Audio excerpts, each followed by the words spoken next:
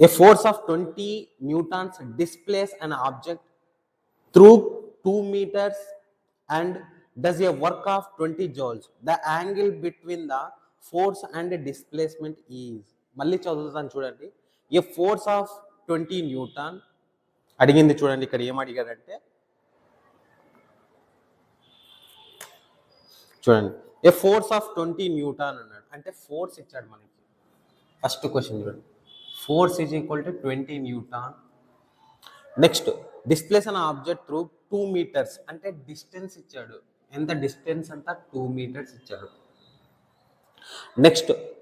does a work 20 joules find the angle between force and displacement does the work a 20 joules w is equal to 20 joules అని చెప్పేశాడు అయితే angle ఎంత అంటున్నాడు అంటే theta ఎంత అంటున్నాడు నేను ప్రీవియస్ వీడియోలోనే చెప్పాను కదా మీకు టీటా ఏమవుతుంది w is equal to f dot s cos theta w value ఎంత ఇచ్చాడు 20 joules f వాల్యూ ఎంత 20 s అంటే ఇక్కడ డిస్టెన్స్ అన్నమాట 2 into cos theta okay so ఇక్కడ చూడండి బాగా గమనించండి 20 20 cancel cos theta is equal to ఇక్కడ 2 ఉంది అవుట్ సైడ్ పోతే ఏమవుతుంది 1/2 అవుతుంది cos theta is equal to cos 1/2 ఎప్పుడు వస్తుంది కాస్ 60